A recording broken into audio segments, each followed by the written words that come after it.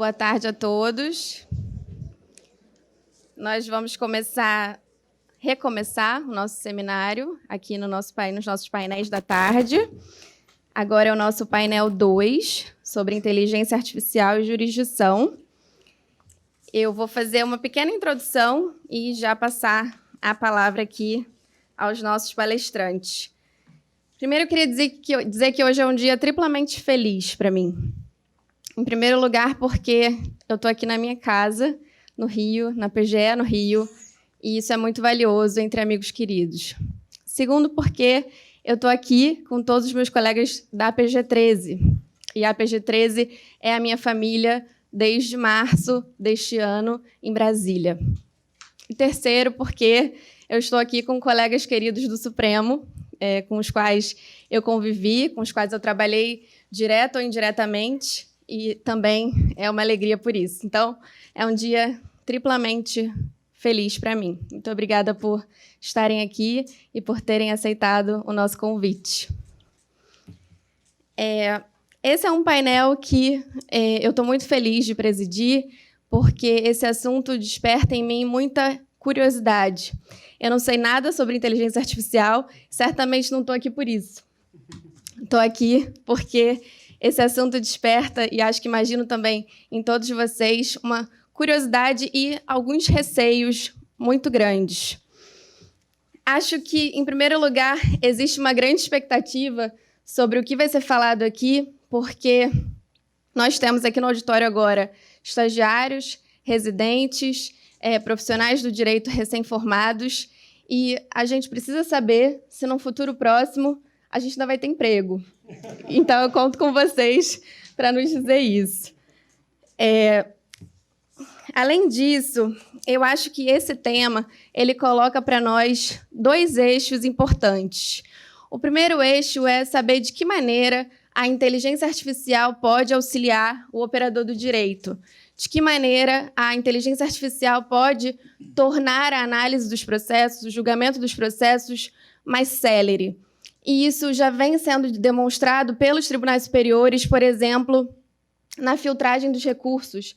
Acho que esse é um assunto que o Tiago vai abordar. Mas existe um outro eixo, uma outra preocupação também com o uso da inteligência artificial, que são as questões éticas. Em que medida o uso da inteligência artificial pode ser feito pelo Poder Judiciário, pelos operadores do direito, sem violar princípios éticos? Será que robôs, então, vão fazer o papel dos juízes, dos advogados, dos serventuários de justiça? Em que medida a atuação humana ela é dispensável? Em que medida nós não precisaremos mais atuar, porque um robô faz a nossa função? É verdade que, com a massificação dos processos, a inteligência artificial tem o potencial de tratar a todos igualmente, o que nem sempre o ser humano consegue. Mas também é verdade que um algoritmo pode, sim, ter vieses, pode, sim, incutir preconceitos. Por esses motivos é que eu acho que um dos grandes temas dentro desse tema maior da inteligência artificial é de que maneira a sociedade vai exercer um controle sobre o uso da inteligência artificial pelo Poder Judiciário. E, para a gente exercer controle, é claro que a gente precisa de transparência. E aí não vai bastar a transparência no final do processo, no resultado da demanda com a publicação da decisão judicial já pronta e acabada. A gente vai precisar saber mais, saber o que aconteceu durante o processo inteiro e mais, quais foram os critérios utilizados para aplicar padrões decisórios.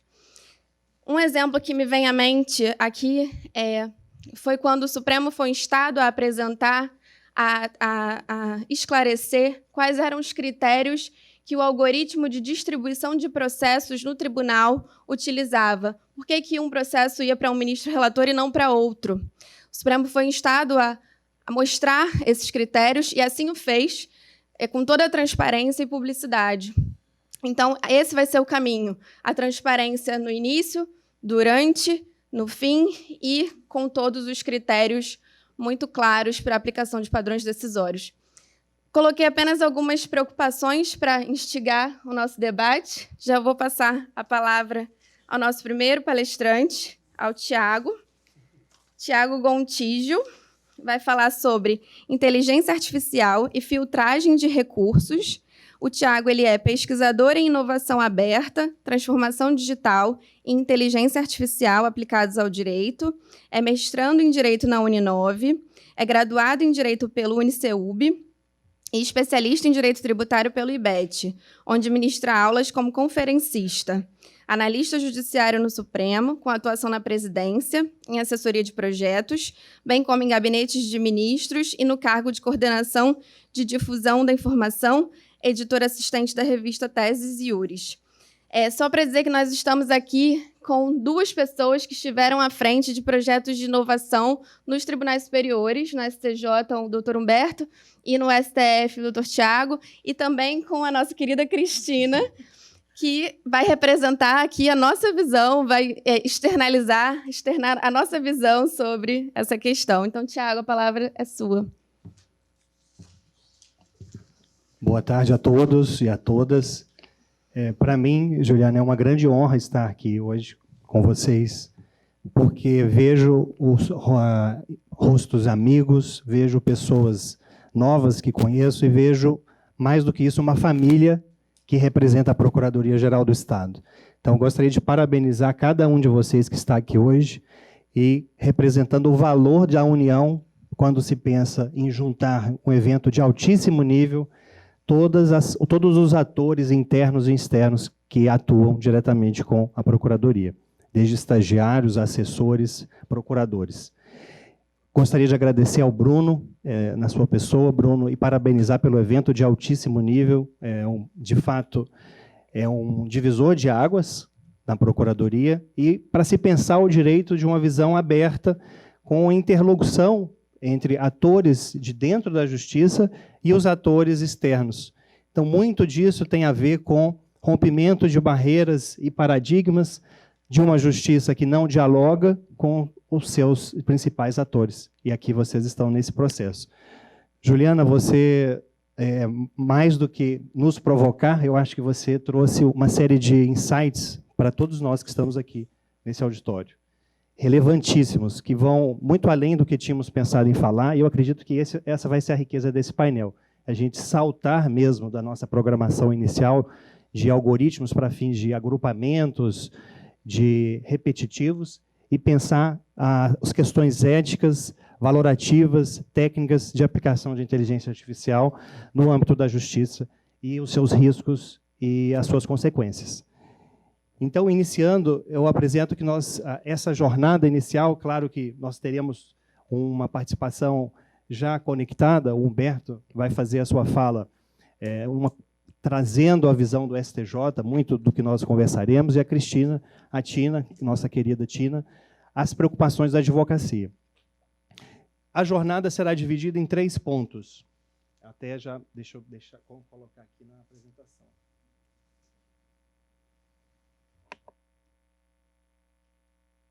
Vou pedir ajuda para os universitários.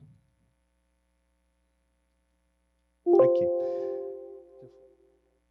A apresentação em 3 tópicos. Num primeiro momento, nós falaremos um pouco sobre o contexto da justiça no Brasil e o que nos faz pensar em algoritmos de inteligência artificial que vão nos apoiar no processo decisório e, mais do que isso, e antes disso, em todo o processo de organização da própria justiça.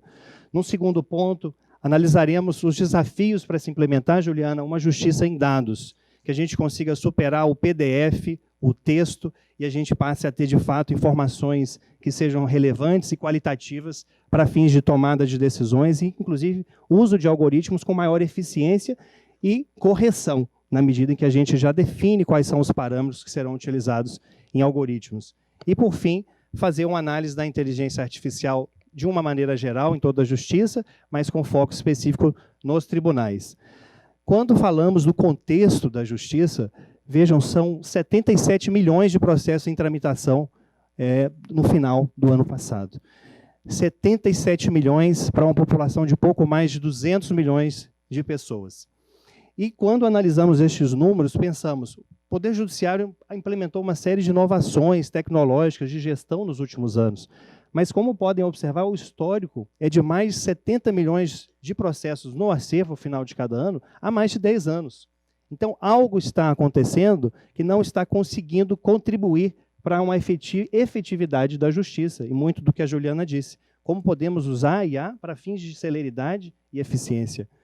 E vejam, durante a pandemia, tivemos até na linha em verde a parte de decisões, então um salto em decisões na justiça como um todo, mas logo na sequência temos uma entrada de processos novos que era praticamente igual à quantidade de processos baixados, em torno de 25 milhões. Isso mostra que os processos que entraram foram julgados, não necessariamente os que entraram, mas em termos quantitativos. Porém, o nosso estoque continua o mesmo, Humberto. São 77 milhões. E essa realidade se aplica para, inclusive, o STJ. Nestes números não estão incluídos o STF, que está fora da jurisdição do CNJ. Qual é a realidade, a consequência? Uma consequência de congestionamento. Muito se falou nas palestras pela manhã de congestionamento. A própria Cristine Petras disse que é uma situação com o que fazer. Ela disse nas suas palavras, o que fazer com um judiciário cada vez mais sobrecarregado e congestionado? É humanamente impossível lidar com o volume de trabalho que nos é apresentado a cada ano. Então, são 77 milhões de processos, temos os processos que foram baixados efetivamente e ainda uma série de incidentes e recursos. Somando todos eles, o judiciário, no ano passado, teve 115 milhões de análises processuais para apenas 18 mil juízes. O resultado é que cada juiz, durante o ano, deveria ou analisou 6.400 processos. E ainda assim, o resultado é que foram baixados apenas 25 milhões e ficaram 77 no acervo, no estoque da Justiça. Então, como lidar com isso? Quais as consequências? Uma delas, Juliana, é que você justamente disse, como ter uma justiça célere. Porque justiça, concordam comigo, que não é apenas o direito de acesso, de entrar à justiça, mas principalmente o direito de sair dela. Então, quando pensamos em um processo de conhecimento de 5 anos, em média, e de 7 anos para execução, se houver execução, temos que uma média de 12 anos para um processo ser efetivamente resolvido como média. Qual é essa justiça? Que justiça que nós queremos? Como é que algoritmos de inteligência artificial podem contribuir para que a gente melhore esse processo, mas não só em números e em celeridade, mas principalmente em humanidade? Que o processo seja humano, que as razões que foram apresentadas sejam efetivamente apreciadas de maneira adequada, para fins que o sistema de gestão de precedentes seja aplicado corretamente, e não apenas a partir de uma leitura abstrata realizada por meio de um algoritmo de inteligência artificial. Pensamos, então, agora, saindo e já entrando na visão específica do Supremo, que eu acredito que é o que atraiu a maioria dos senhores e senhoras aqui hoje nesse auditório, temos que o Supremo em tramitação, nesta semana, 25.900 processos. Daiane mostrou esses números. São números que ainda assustam, mas há 10 anos foram mais de 100 mil processos. Então, tivemos uma grande evolução em relação aos números, mas ainda assim são 25.900 processos. Destes, temos que 60% são processos recursais, são os recursos extraordinários ou os agravos em recurso extraordinário, e ainda assim de instrumento que chegam à corte. Qual é a missão constitucional do tribunal? Analisar um enorme quantitativo de volume de recursos ou se concentrar em temas efetivamente constitucionais, como nós temos a oportunidade em processos originários, que representam 40%. Esses quantitativos de processos nós podemos analisar com um olhar mais específico pelas decisões.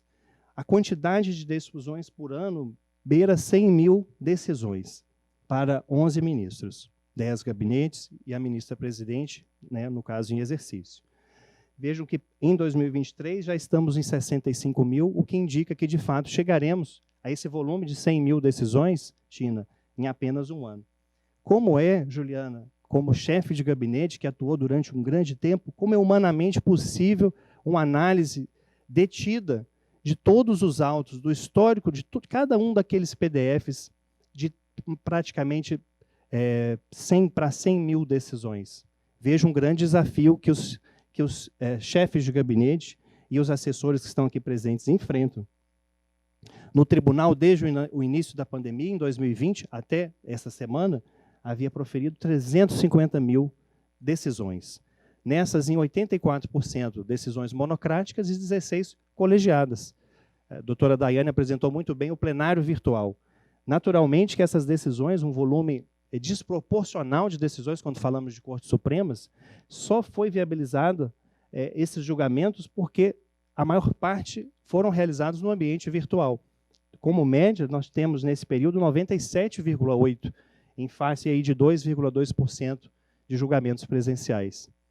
É o cenário ideal? Uma série de questões são apresentadas e foram colocadas aqui pelos senhores durante as apresentações anteriores.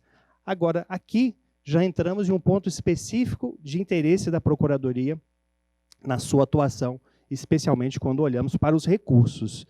As decisões na parte superior são as decisões proferidas em âmbito recursal e a parte inferior em âmbito originário. Vejam que quem é como campeão de decisões na esfera recursal? A presidência. E isso tudo mostra que a presidência hoje exerce uma competência de análise e decisão de recursos. E não apenas um mero juízo de admissibilidade, mas sim um julgamento e decisão de processos quando há os precedentes aplicáveis, seja para fins de não conhecimento, negativa de provimento e mesmo aplicação de temas de repercussão geral. Então, quando analisamos esse quantitativo de apenas um único ministro, no caso a presidência, em comparação com as decisões proferidas por outros 10 ministros, percebemos a concentração dessa competência no âmbito da presidência. Humberto, e não foi por acaso. O Supremo seguiu e adotou o modelo que o STJ já vinha implementando de juízo de admissibilidade como núcleos de análise e preenchimento de questionários automatizados no âmbito da presidência. Então, isso mostra que foi uma decisão acertada para fins, inclusive, de uma orientação uniforme para recursos semelhantes. Porque, à medida que, no modelo anterior, os processos, assim que chegavam, já eram automaticamente distribuídos, aleatoriamente, muitos processos que chegavam em bloco, eles eram distribuídos para ministros distintos, com riscos, inclusive, de decisões divergentes para o mesmo caso. E, a partir do momento que essas decisões se concentram na presidência, em um fluxo automatizado, nós temos uma análise que pode identificar as similaridades nesses mesmos processos com possibilidade de decisões uniformes quando os processos forem efetivamente iguais. Isso mostra a relevância de filtros e para fins de decisão. E aqui nós não estamos falando ainda de algoritmos de inteligência artificial, mas sim de trabalho humano de dezenas de servidores e assessores no âmbito da presidência e de núcleos especializados que fazem toda a análise dos pressupostos objetivos, subjetivos, a existência ou não de repercussão geral e, por fim, de jurisprudência dominante aplicável àquele caso. Essa realidade permitiu que os gabinetes se concentrassem em processos efetivamente relevantes, como temas de repercussão geral e outros temas como controle concentrado. E como é que nós temos essa realidade no STJ? Naturalmente que o Humberto vai apresentar números mais detalhados, mas é praticamente quase um número desproporcional em relação ao Supremo. Existem no STJ hoje 325 mil processos em tramitação, destes 77% são recursais. E desde 2020, o mesmo período de comparação, vejam que no Supremo tivemos 350 mil decisões, mas no STJ foi mais de 1 milhão, melhor, 1.520.000 decisões. E a maior parte, naturalmente, monocráticas ou colegiadas no âmbito virtual. Todo esse processo, nós estamos conversando, é para que o objetivo, Juliana, é despertar a consciência sobre a realidade da justiça, de como lidar com cada um dos processos, individualizar as análises com um volume tão acentuado de processos.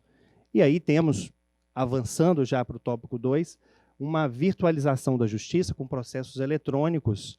Mas o processo eletrônico, como nós vemos, ainda assim, ele assemelha-se ao processo físico. E explico, Juliana. Assemelha-se porque ainda tratamos o processo como documentos, como PDFs, juntados aos autos. Não há, efetivamente, uma estruturação de dados que indiquem de maneira automatizada, efetiva, quais são os elementos mais importantes de cada petição, quais são os dados estruturados de cada um daqueles processos. E, proferida uma decisão na primeira instância, é preciso salvar um pacote e enviar esse pacote para a segunda instância. Esses arquivos vão gerando redundâncias nos datasets de cada tribunal, e, ao final, nós temos um ambiente que ele é fragmentado. Cada tribunal sabe os seus processos, mas um não sabe do processo do outro, sem uma visão sistêmica de precedentes. E como é que nós podemos avançar nesse processo? Muito tem sido feito, o CNJ avançou muito em uma gestão inteligente a partir de dados, mas ainda assim é preciso que, à medida que avançamos em tecnologia, em tramitação, principalmente em nuvem, pensando em cloud computing, nós tenhamos a possibilidade de o processo, uma vez que ele nasça, ele siga tramitando em um único local em nuvem, permitindo que a primeira instância acesse aquele processo por uma tarefa, assim como os tribunais de justiça possam identificar quais são os processos que estão em tramitação nos juizados de primeira instância e até chegarmos ao Supremo Tribunal Federal para fins de identificação de tendências ou de repetições de processos antes mesmo que essas problemáticas cheguem à corte. Não basta o processo chegar 10 anos depois ao Supremo para uma decisão de um tema de repercussão geral. É preciso que a gente tenha uma visão mais pragmática e de efetividade de implementação da justiça. É claro que nós estamos falando de um cenário futuro, mas enquanto não temos uma tramitação em nuvem, unificada, em que todos tenham acesso e consigam trabalhar no processo em um único local, é preciso compreender a visão de dados. Muito se fala de dados e não vou explorar muito tempo essa questão. Mas dados nada mais é do que um registro, Humberto, de um atributo a respeito de algo. Então, se estamos falando de um atributo, por exemplo, no âmbito do Supremo Tribunal Federal, quando dissemos da classificação dos processos a partir dos ODS da Agenda 2030. São 17. Mas a partir do momento que eu classifico aquele processo em um ODS, eu tenho um registro de um dado que diz respeito àquele processo. Mas quais são os fatos relevantes? Quais são efetivamente os fundamentos? Qual a lei que foi aplicada? Qual o dispositivo constitucional? Isso nós não temos. Ainda temos que ler os PDFs para extrair essas informações relevantes. E isso também se aplica às decisões. Temos, muitas vezes, que extrair esses elementos, esses dados, lendo as decisões. Então, aqui peço licença para a anterior chefe de gabinete do ministro Barroso e a atual, para apresentar uma fala do ministro que foi apresentada no Fórum de Inovação de Justiça recente, em que o ministro trouxe uma reflexão muito interessante e que se aplica a nós. Aí eu peço a ajuda do nosso apoio para conseguir mostrar. Deixa eu ver se eu consigo aqui.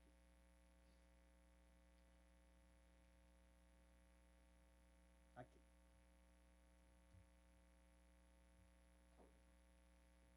Acho que foi, né? Então vamos ouvir o nosso ministro querido Luiz Roberto Barroso. Eu fui a um evento há pouco tempo na OEA e aproveitei que estava lá, tive uma reunião com a Amazon Web Services. E eles me disseram, estou muito interessado, que eles são capazes de fazer um programa de inteligência artificial capaz de, num processo, fazer um resumo do fato relevante, da sentença de primeiro grau, da decisão de segundo grau e das razões de recurso. Um resumo. Você imagina a simplificação que trará para a vida de um juiz de tribunal superior, você já chegar, claro que você tem que conferir, tem que ver as peças, mas apenas você poder olhar um resumo e já ter uma ideia geral do que está acontecendo, é um salto na capacidade de trabalho de qualquer juiz. Então, vejam, gente, é um resumo. Então, o ministro diz claramente, um resumo dos fatos relevantes, da sentença de primeiro grau, do acordo de segundo grau. Imagina a facilidade que os analistas, os assessores e os ministros dos tribunais superiores terão. Eu pergunto para vocês, esses resumos não seriam os dados sobre o processo? Esses resumos hoje eles não existem, Humberto. Por quê? Nós precisamos ler PDFs de maneira humana e extrair essas informações. E a Procuradoria-Geral do Estado do Rio de Janeiro, como pode contribuir com todo esse processo? Ao invés de vocês esperarem que um algoritmo produza esses resumos, vocês próprios já podem entregar esses dados de maneira estruturada nas petições. E que seja a primeira informação, qual é a legislação, quais são os fatos relevantes, o resumo da sentença, do acórdão, e há ou não um tema de repercussão geral aplicável, um tema repetitivo, um incidente de assunção de competência, enfim. Essa é a grande questão quando falamos em delegar ou não o trabalho intelectual de interpretar os documentos jurídicos para a inteligência artificial. E a questão ética e técnica, Juliana, que foi muito bem questionada por você. Então, nesse ponto, e já partindo para o encerramento, até porque já falei demais, né? Eu acho que o meu tempo já se esgotou.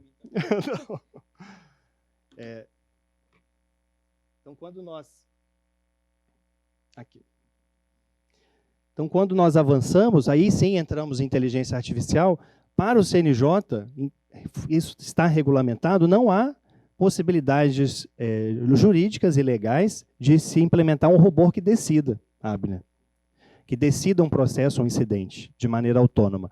Porque a regulamentação do CNJ ela prevê apenas o uso de inteligência artificial para fins de automação, para fins de auxílio de agrupamento de processos e, ao final, em último caso, para fins de apoio aos juízes e aos magistrados nas suas decisões, como, por exemplo, em agrupamentos ou sugestões de minutas.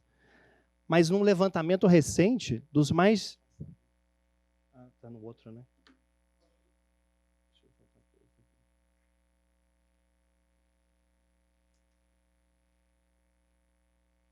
Estou apanhando com isso aqui, gente. Mudou? Não. Mas num levantamento recente, nós tivemos, no CNJ, foi feito um levantamento com mais de 111 projetos de inteligência artificial em todo o Brasil. Então, nós perguntamos, isso é algo bom ou ruim? Por um lado, bom, mas por outro, mostra uma fragmentação. Cada tribunal pensando no seu robô. Cada tribunal quer ter o seu próprio robô. E utilizando dados nessa geração de inteligência artificial que são locais, são data centers locais. Um não conversa com o outro. No âmbito do Supremo Tribunal Federal, como foi falado até pelo Carvalho, pela manhã, nós temos 3 atividades que são apoiadas com o uso de algoritmos. A primeira e mais antiga delas auxilia na identificação de temas de repercussão geral. Então, a partir do recebimento de recursos extraordinários e os agravos, o algoritmo ele lê algumas peças e identifica se há uma probabilidade ou não daquele processo dizer respeito a um tema de repercussão geral. Não todos, porque nós temos mais de 1000. Mas já é algum auxílio que já economiza um tempo do analista. Mas todo o trabalho, ainda assim, segue sendo humano. Há também a possibilidade de identificação de um tema do Objetivo de Desenvolvimento Sustentável, um dos 17 temas objetivos. E, por fim, mais recente, em fase de testes, a possibilidade de um uso de um algoritmo chamado Vitória, que permite, algo que o STJ já realiza há algum tempo, o agrupamento de processos, principalmente recursos, por semelhança. E aí a leitura de PDFs. Então, se escolhe, por exemplo, o PDF do RE, PDF do acórdão, e de uma base selecionada, ele diz se aqueles processos são ou não semelhantes para fins de um tratamento por similaridade. Como podem perceber, não há um robô decidindo os processos, não há um robô que está fazendo o juízo de acessibilidade. São pessoas humanas com o apoio da inteligência artificial. E me coloco à disposição para a gente avançar mais avante nos debates. Muito obrigado a cada um de vocês.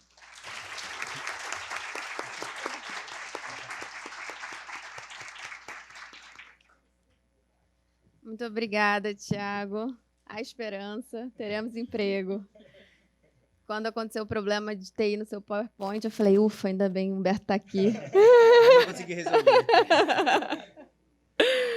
Temos a TI da PGE também, que faz um papel excelente. Humberto Pradera vai falar sobre o sistema Atos do STJ. Humberto possui 18 anos de experiência no Judiciário, atuando atualmente como secretário de Tecnologia da Informação e Comunicação. Foi chefe de gabinete da Corregedoria Nacional de Justiça durante 4 anos, 2014 a 2018. Foi secretário de TI do STJ de 2018 a 2020. E lá liderou uma equipe de mais de 500 servidores, prestadores.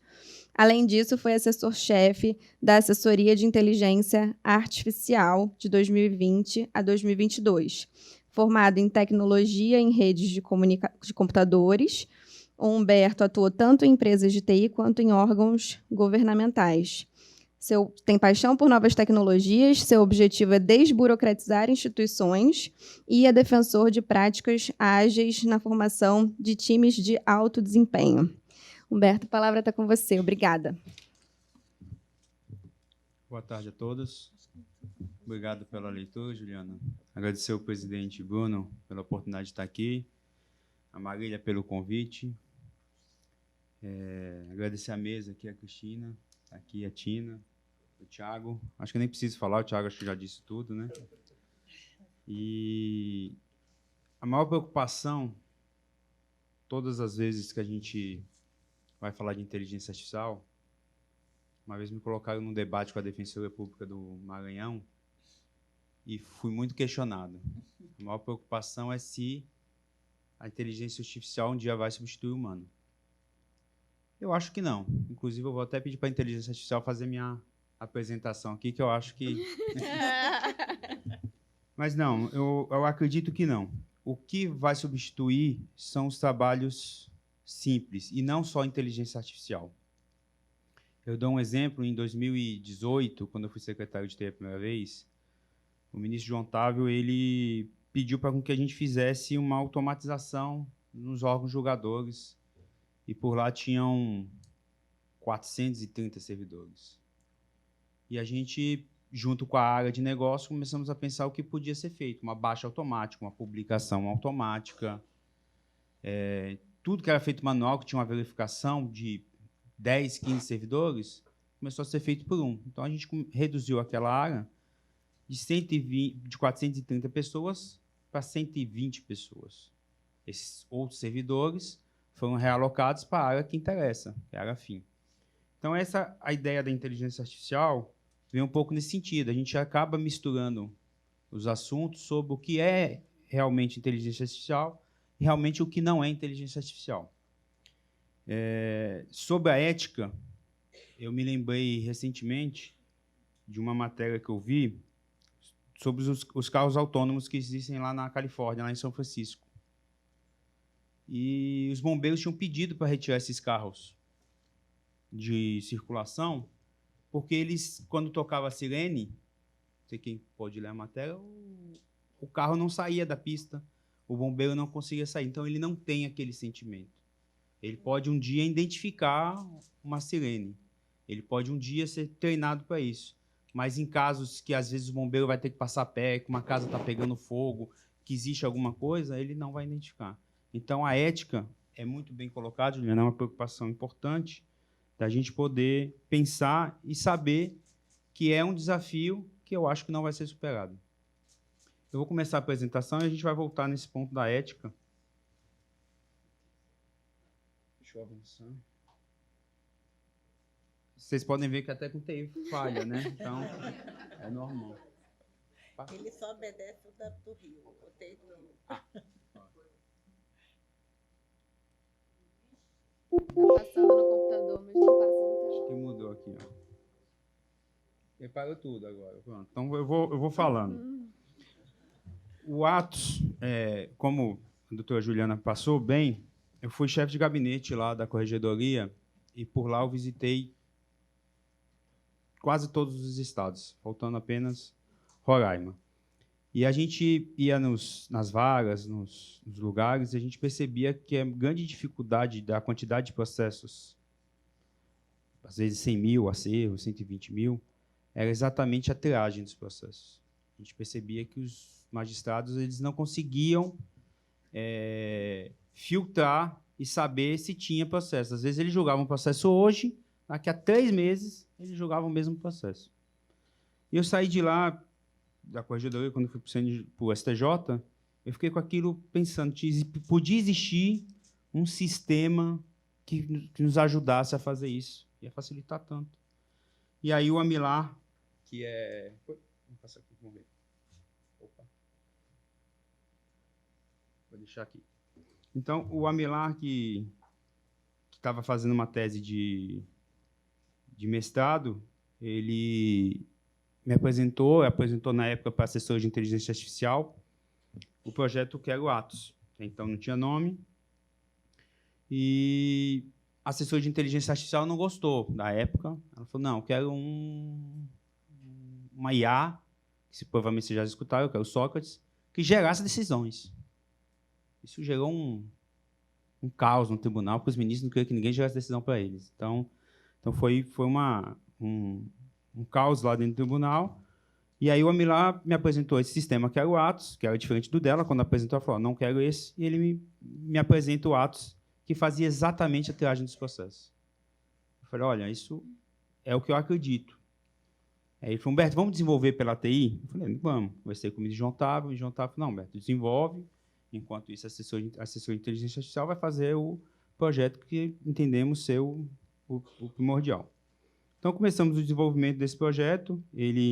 Primeiramente, ele foi colocado no NUGEP, né, que é nosso núcleo de admissibilidade, e o NUGEP conseguiu fazer vários agrupamentos e vários grupos para monitorar os processos. Um trabalho, na época, que era feito por 60, 70 pessoas, com estagiários, passou para 20 pessoas, apenas para verificar e ver se aqueles grupos estavam de acordo. Então, isso facilitou. E por que esse desafio? Aí vem esse slide que está aí. Esse desafio vem pela quantidade de processos que anualmente vem aumentando no STJ. Então, hoje, vocês podem ver que lá em 2016, eram, em média, 336 mil processos. E hoje a gente tem 405 mil processos que chegam ao STJ todo ano. Então, a gente precisa de algo para poder auxiliar os gabinetes a diminuir a quantidade desses processos. Então, qual é o desafio? Voltamos agora um pouco para a ética. Hoje, o nosso desafio na inteligência artificial é exatamente o HC. Por quê? Porque os processos penais, mesmo que tenham sido iguais, mesmo que eu tenha roubado uma galinha e algum morador de rua também tenha roubado uma galinha, eles vão ter pesos diferentes. Então, hoje, o maior desafio da nossa inteligência artificial do STJ exatamente são os HCs. Mas, tirando os HCs, eles vieram para acelerar a resposta ao jurisdicionado, reforçar a segurança jurídica e reduzir os custos por resposta. Então, a gente tem tentado dar agilidade e muitas pessoas vão perguntar assim, isso é uma inteligência artificial ou uma automatização? Nesse caso, é uma inteligência artificial. Porque os processos, hoje, eles são matematicamente verificados por uma máquina. A gente não precisa que ninguém ensine se o processo está correto ou não. O Amilar, junto com o Luiz Anísio, eles conseguiram fazer um programa que compara as peças, mesmo que as palavras não sejam idênticas, e semanticamente iguais. Então, eles conseguem mostrar, e aí, no gabinete, a pessoa consegue calibrar. Olha, eu queria ver se é a peça desse recurso, quantos processos existem iguais, com 90% de acerto. E aí ele mostra para o gabinete. O gabinete mostrou 2.000. É muita coisa. Tem muita coisa errada. Ele pode regular e colocar 96%. Opa, 96% me mostrou 1.000, mas desses 1.000, eu acho que 900 estão corretos. E aí ele vai verificar nesses processos e, com isso, ele vai ensinando também a máquina. Ó, isso aqui não tem nada parecido. Ele retira. Não sei se vocês estão observando que, até o momento, zero decisão. Zero. Não tem nada relacionado à máquina gerando decisão. O que o Atos faz também? Ele faz uma busca por antecedentes. Então, eu tenho um processo no gabinete, trabalhei no gabinete do ministro João Otávio e sei que já teve um caso desse no tribunal. Então, eu posso pegar a peça e pedir para que ele busque os processos primeiro no gabinete iguais. Eu coloco isso muito nas apresentações que eu tenho feito. Não existe nada pior para um juiz do que você julgar 2 casos iguais, diferentes. Você pode até julgar, mas você tem que citar o antigo. Olha, naquela época eu pensava assim, agora eu penso diferente. Então, com isso, a gente fazendo essa pesquisa, a gente consegue mostrar dentro do gabinete e fora do gabinete. Existe algum caso de jurisprudência que foi feito esse processo? Sim. Então, a ministra vai analisar, vai ver se concorda com o ministro, ou se dentro do gabinete dela ela mudou o entendimento, e assim ela vai poder julgar com mais tranquilidade. Então, qual outro passo que a gente atende o gabinete? A gente atende o gabinete quando os processos são... a gente consegue monitorar, então a gente primeiro agrupa, que hoje o que o NUGEP fazia. Então, o que o NUGEP faz hoje? Ou o NUGEP não, o gabinete pode fazer. Previdência privada. Eu quero todos esses processos iguais. Eles agrupam os processos e colocam um carimbo. Previdência privada. E aí, o gabinete pode distribuir para um assessor ou vários. Esse assessor vai verificar e, dependendo, pode fazer uma decisão igual. E ele também, você consegue colocar um monitoramento nele. Todos os processos que entrarem de previdência privada no Atos, ele já cai com carimbo, cai na caixa do assessor, uma caixa separada para não misturar, o assessor verifica, valida e vê que realmente é previdência e assim segue. Então, voltando à apresentação, que eu me empolgo muito de falar sobre o Atos, né? A base do STJ foi utilizada na primeira versão, foi de 2015, excluído todos os sigilosos e segredo de justiça. Então, a função do Atos é localização de processos similares e monitoramento dos processos, que eu acabei de explicar para vocês.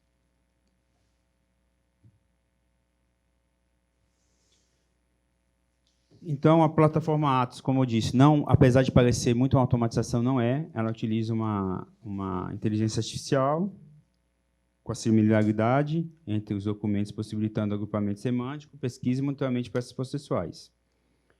Ela é integrada no nosso sistema principal, a gente não usa o PJE, né? O STJ tem um sistema próprio, então a gente utiliza o Justiça, ele é integrado. E quando o ministro Salomão, na gestão passada, que estava à frente da inteligência artificial, assumiu, ele quis que a gente divulgasse muito os nossos sistemas de inteligência artificial. E, com isso, a gente conseguiu fazer mais de 18 termos de cooperações com vários tribunais. Os tribunais eles iam, aprendiam a tecnologia e levavam para lá. A gente se preocupou muito, quando foi passar essa tecnologia, em que eles não usassem o Atos. A gente se preocupava com que eles aprendessem como fazia para que eles pudessem implementar no tribunal deles.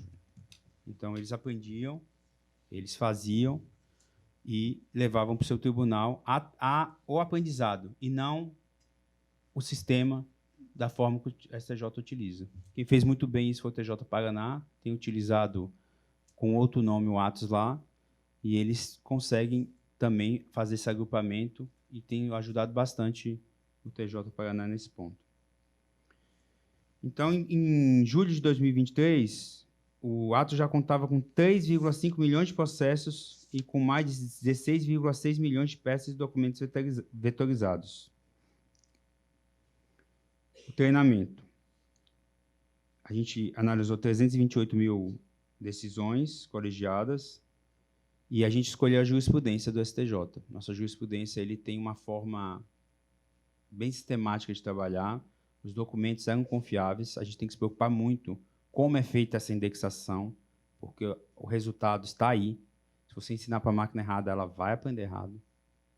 Então, a gente pegou os documentos da jurisprudência que tem um padrão perfeito para com que a gente pudesse ensinar. Como funciona? Aí já tá. Como funciona? A gente pega o texto do documento, a máquina lê e ela roda quando a pessoa quero ver todos esses processos idênticos. Ela gera um cálculo matemático mega ultra rápido e passa a resposta. Então, repetindo, ela é matematicamente similar. A gente consegue regular de 90% a 98% a similaridade. Com isso, a gente consegue filtrar. Lembrando que quanto mais alto tiver, menor é o número de processos similares que vão ter. Então, pode ser que com a quantidade menor, a porcentagem menor, a gente consegue visualizar melhor os processos. Então, são criados grupos de peças processuais de forma automática a partir de uma lista de processos e suas peças selecionadas pelo usuário. Após o recebimento dos processos no STJ, a inclusão automática de grupos das áreas que preparam o monitoramento e os processos novos. Após a distribuição dos processos, a inclusão automática de grupos criados. Então, repetindo, quando o processo chega ao gabinete, é feita a distribuição, automaticamente, se a pessoa optar por ter aquele carimbo, ela é monitorada. Vamos passar para os resultados?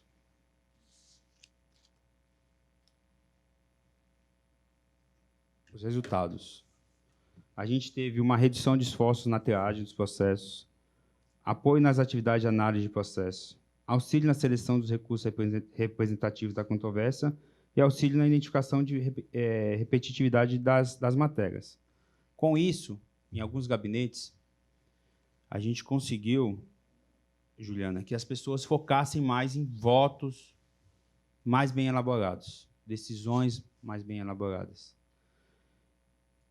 E conseguimos tirar as pessoas das áreas administrativas, eu tenho algumas pessoas cedidas a gabinete, com que elas voltassem, porque as pessoas que estão nos gabinetes, fazendo processo administrativo, a maioria das vezes vai fazer essa triagem. E no começo, tivemos a preocupação, Tina, os ministros tiveram a preocupação de, será que isso é bom? Será que funciona?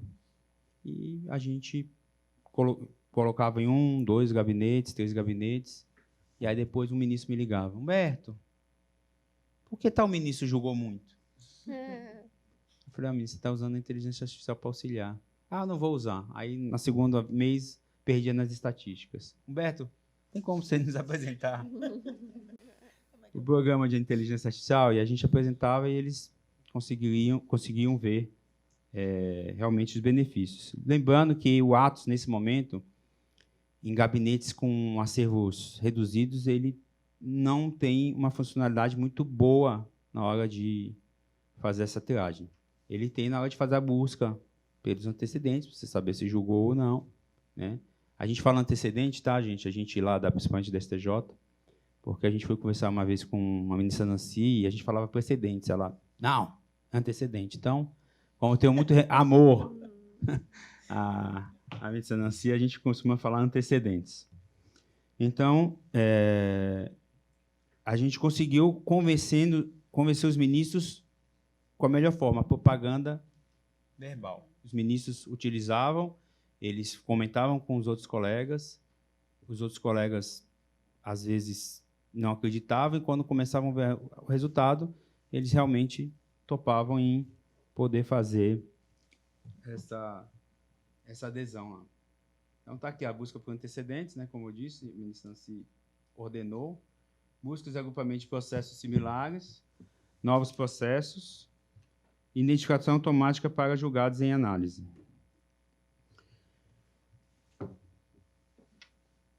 O que eu vejo hoje do futuro da inteligência artificial? Eu vejo também com muita preocupação. Eu acho que a gente tem que se preocupar hoje, Tiago, com as leis.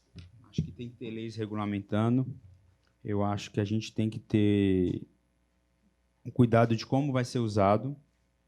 Como você colocou bem na sua apresentação, que o ministro Barroso falou, ele não queria uma decisão, ele queria um voto. E todos os sistemas de inteligência artificial que eu uso, que eu vejo, sai aí, reportagens, eu testo, até hoje eu não vi nenhum fazer algo por você 100%. ChatGPT, você tem que ir lá fazer uma pesquisa, e se for uma pesquisa recente, provavelmente ele não vai conhecer, você tem que questionar. Existem sistemas que você consegue colocar um PDF para que você pergunte e ele responda se existe algo no PDF. Mas você precisa fazer a pergunta. precisa da interação humana. A gente precisa que o humano trabalhe. Então, eu acho que a preocupação da inteligência artificial hoje é relacionada aos filmes de antigamente, que os robôs dominavam, mas é um avanço tecnológico. E todos os avanços tecnológicos acabaram substituindo o trabalho burocrático. Então, várias pessoas e várias fábricas foram demitidas pelas automatizações e pela informatização. E a inteligência artificial vai fazer isso. Mas eu não vejo substituindo. E a preocupação do pessoal do direito hoje se tornou um pouco o pessoal da TI. Me lembro uma vez que a gente recebeu nos grupos de informática, recebemos uma inteligência artificial que sabia programar. Aí o pessoal, não, mas isso não pode. Falar, engraçado, né? Com a gente não, né? Mas com o pessoal do direito pode. Eles vai tomar nosso lugar. Eu falei, pô, vocês também estão acreditando nisso, né? Então o pessoal ficou bem preocupado. Mas eu acho que a gente está muito longe. Eu tinha conversado ontem com o Thiago no almoço, que as máquinas, os nossos sistemas, hoje, as máquinas que a gente tem dentro dos tribunais, elas não podem ser...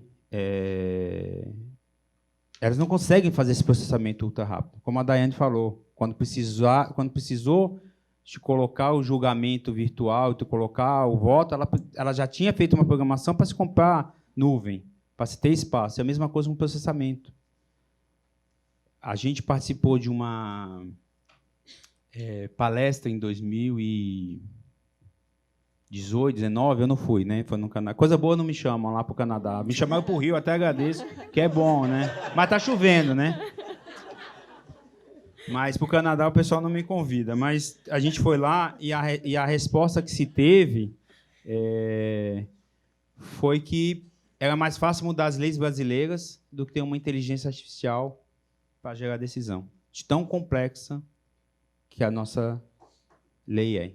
Então, assim, eu acho que quero tentar dar um pouco de tranquilidade para vocês em relação a isso. A gente vai ter uma substituição natural de informatização, de automatização, mas a gente não vai ter uma substituição geral de alguém poder fazer e confiar 100% que a máquina gerou uma decisão e vai publicar. Essa decisão, o ministro sem ler, sem assinar. Eu acho que o resumo do ministro Barroso, eu acho que uma triagem, eu acho que isso ajudaria. Eu acho, inclusive, e aí, pensando mais da experiência do CNJ, se a gente conseguisse implementar esse sistema atos de triagem de processos nas vagas, a gente teria uma facilidade muito grande. Porque a gente sabe a dificuldade que muitos magistrados têm, como normalmente alguém da TI tem, outras pessoas têm, de gerir uma vaga, de poder passar e filtrar, vamos separar os iguais, ou... Então, se tivesse uma máquina, um sistema que pudesse fazer isso, eu acho que ficaria muito mais simples para o pessoal poder julgar e decidir com mais tranquilidade que os processos são iguais e diminuir os acervos, eu acho que ficaria mais rápido. Lembrando que a gente já foi questionado lá no STJ por que o processo foi julgado tão rápido. É verdade. O advogado provavelmente queria que ele enrolasse um pouco mais para ganhar um prazo, mas ele reclamou. Falou, o processo foi muito rápido. Eu entro com o processo aqui, dura 1 ano. Por que isso foi 3 meses? Então, é isso. E, por fim, só porque eu lembrei de um assunto, lá no STJ também existe um núcleo que analisa os recursos. A gente conversou ontem, né, Cris? E foi o questionamento. Poxa, mas não passa na súmula 7? Não passa na súmula... Acho que nada passa na súmula 7, né? Eu queria até contratar ela como zagueiro do Flamengo, a súmula 7, para nada passar.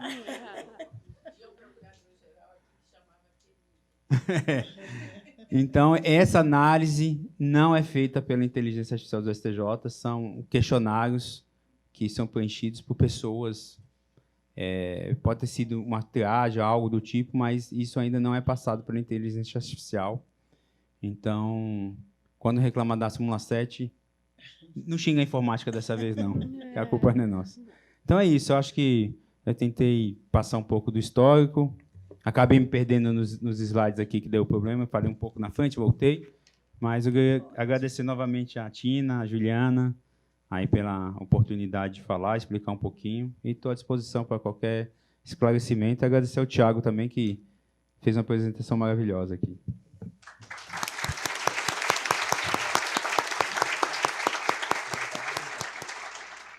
Muito obrigada, Humberto. Muito bom conhecer melhor o Atos. Eu mesma não sabia o que ele podia fazer. A gente que está no Supremo, às vezes, não sabe nem o que está acontecendo no tribunal ao lado, né?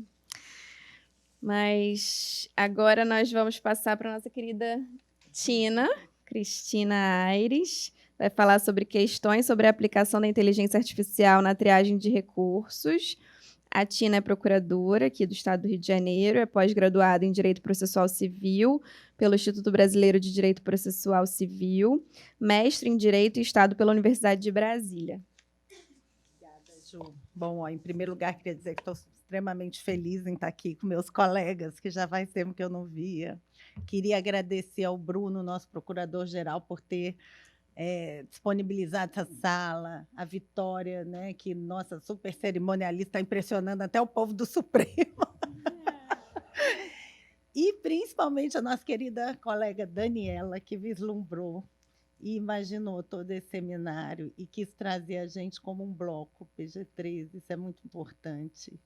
E eu queria muito mostrar para vocês como isso, assim, às vezes não é tão pensado, mas como tem tudo um fechamento. Nós tivemos o Marcelo falando da experiência, o Carlos falando como está andando lá, tivemos o Emerson mostrando como fazer uma petição simples, que nós vamos chegar lá, o resumo do ministro Barroso. Temos aqui a nossa grande aquisição, que é a Ju, que, né, a brilhante, você vê que ela é tão inteligente, nunca tinha ouvido falar disso, e foi bem no ponto, logo na entrada, já perguntou da ética, e agradecer aqui em nome da doutora Vera Querdeico, nossa grande, né, amiga, e trabalhamos muito, e que eu acho que é um exemplo de procuradora que se preocupa até hoje. Ela me vê, tem um caso importantíssimo, então vamos ver como estrategicamente vamos levar esse caso, Vera, e em nome da qual eu agradeço o coleguismo de tantos anos de trabalho de todos, né? E aí vamos começar aqui para tentar ver, depois de tudo que o pessoal do Supremo e do STJ, né, com tanta amabilidade, trouxeram para nós tantas informações relevantíssimas, como que a gente pode usar isso estrategicamente. E ainda dá um alívio, né? A gente vê que essa inteligência artificial ainda não está julgando, graças a Deus, obrigada, gente, que a gente está vendo que ela está fazendo a triagem dos recursos, né? E a gente vê que na humanidade sempre se fala, olha, a mesma solução, a mesma tecnologia está sendo criada em vários lugares do mundo ao mesmo tempo, estão sendo pensadas ao mesmo lugar do mundo ao mesmo tempo. Por quê? Porque os problemas são os mesmos. Você tem muitas pessoas pensando em soluções. E, ao mesmo tempo que a gente via como o Supremo estava pensando nas soluções desse tanto de processo que eles tinham, a gente, do lado de cá de advocacia pública, também estávamos pensando nessas soluções. Então, no mesmo tempo que surgia a repercussão geral no Supremo, a Cristina tão bem colocou para nós, também a Daiane, como é que veio esse plenário virtual, nós estávamos organizando nas procuradorias. Eu lembro que tudo começou a gente numa sessão do Supremo, daquelas que a gente ficava quarta e quinta, todos lá de castigo, para ver os processos que iam entrar nas listas. Estávamos eu, Dani, o Kuiper do Rio Grande do Sul, a Edith de Santa Catarina, todos esperando o momento do julgamento, porque repercutia nos estados. A gente falou, por que nós estamos trabalhando separados? Vamos criar um grupo, vamos começar a conversar juntos, e começou, né, nesse embrião mesmo de conversa, que hoje a gente chama de Câmara Técnica dos Estados.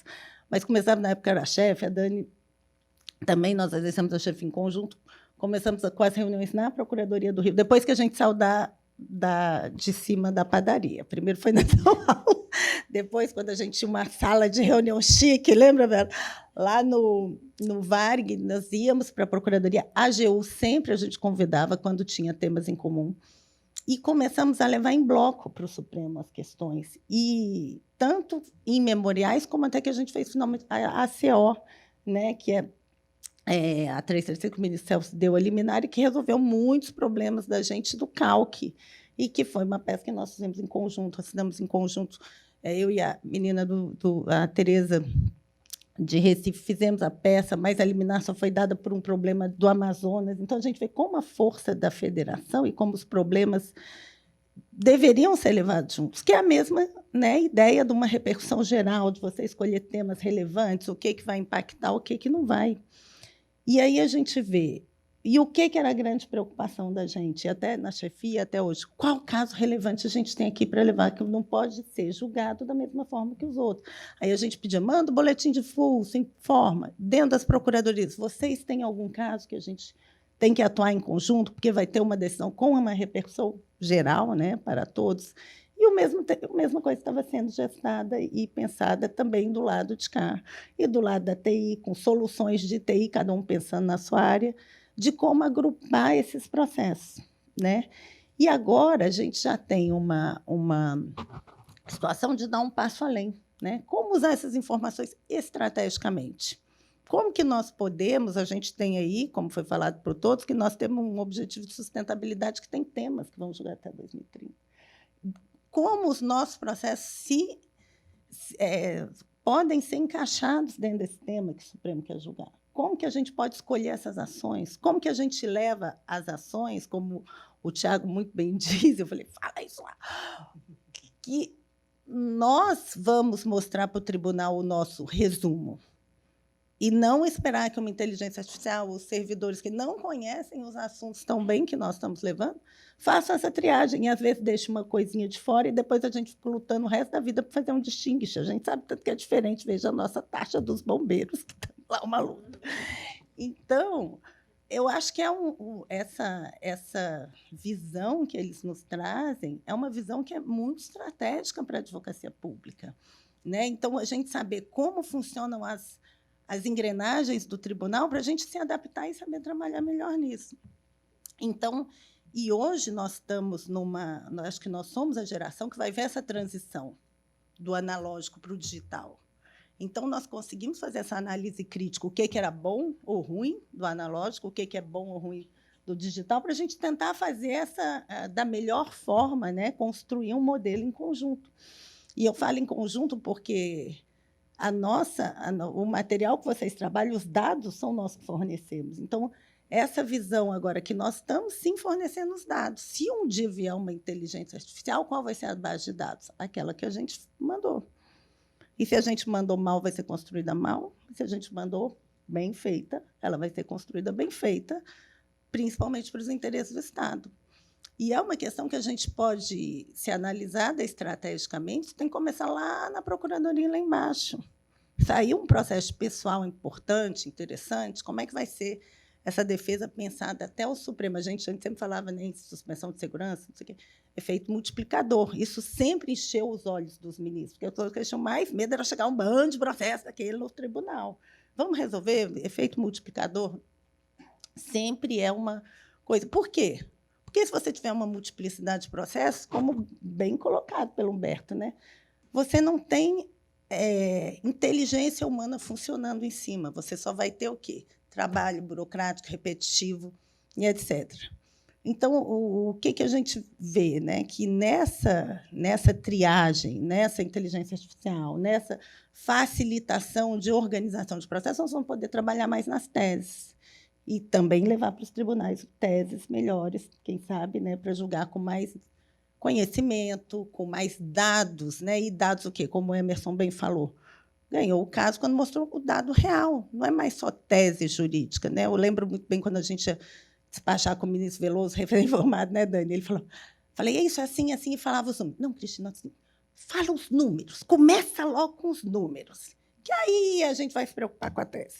Então, a gente vê que em tribunais, ainda mais como a gente falou, que são estratégicos, eles têm que se preocupar, né, com as consequências da decisão, com a parte política, não política partidária, mas o que isso vai impactar num país como o nosso.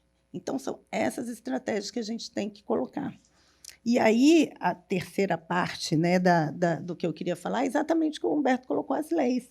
Né? Como que uma inteligência artificial que não seja só de triagem e auxílio das pessoas humanas poderia, em tese, ser aplicada ao Poder Judiciário. Eu acho muito difícil, ainda mais vendo o projeto de arte que está no Congresso, porque você teria, assim, como a gente estava colocando, né, transparência, explicabilidade, não ter vieses, né, que é muito difícil e você tirar isso tudo dos processos, porque a gente já estuda lá desde Habermas qual que era os viés do juiz que está julgando. Imagina de uma inteligência artificial que a gente vira uma caixa preta, se ela começar a ter inteligência artificial de verdade, que é aprendizado, que a gente não sabe quais são as inferências que ela está fazendo ali, se são inferências que a gente, juridicamente ou eticamente, nós consideramos que são válidas, né, para um processo, para você fazer distinção de pessoas, né, e você tem todos os princípios constitucionais que estão envolvidos. É uma ferramenta que nós gostaríamos de ver implantada num Poder Judiciário, né? A gente acredita que não, mas, enfim, a gente não sabe como que isso vai evoluir, né? E outra coisa, a gente teria que ter uma confiabilidade, né, que é um dos princípios da IA, do projeto. Assim, teríamos uma confiabilidade total em entregar nosso sistema judiciário para decisões de inteligência artificial, principalmente em matéria penal, como bem colocado, né? E lá ele vai falar o devido processo legal, né, estaria sendo respeitado, principalmente lá tem um princípio de você possibilitar revisões humanas, né? Que revisão humana seria essa obrigatória? No caso, né, e o juiz natural. Então, são questões que eu acho que ainda estão embrionárias. Por isso que eu falo, graças a Deus, ouvimos que ela ainda não está, que é um processo ainda muito de triagem, e até para a gente ter também aquela segurança, né, de que o humano talvez não será totalmente substituído, teremos substituições em processos burocráticos, de triagem, né? E aí eu sempre vejo aquele princípio constitucional, né, que nós temos de proteção do trabalho contra a maquinização. Não é você não ter processo de desenvolvimento, não é ter ajuda das máquinas, não é ter ajuda da tecnologia, é sim você treinar as pessoas, é você ter processo de educação, que as pessoas, além de saber lidar com a tecnologia, possam ser aproveitadas, como o Humberto muito bem falou, nas atividades finas, atividades que envolvem inteligência, raciocínio, criatividade, humanidade, ética, como bem disse a Juliana, né, para a gente fazer uma justiça melhor. Então, eu queria agradecer a todos, né? Não queria me alongar, porque a gente ainda agora vai ver a questão de conciliação, que eu acho que aí é que a gente vai ter uma boa justiça mesmo. Mas queria agradecer a todos e convocá-los para a gente fazer essa reflexão conjunta, né? Como usar estrategicamente todas as relevantíssimas, né, ensinamentos que os nossos colegas do Supremo, do STJ, né, e da Procuradoria trouxeram para nós. Obrigada.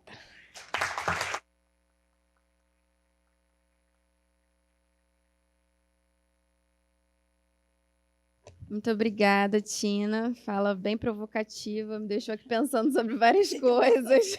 O que a gente pode usar essa inteligência artificial? Queria fazer um monte de perguntas, mas a gente precisa passar para o próximo painel, então eu estou encerrando esse daqui. E muito obrigada pela presença de todos.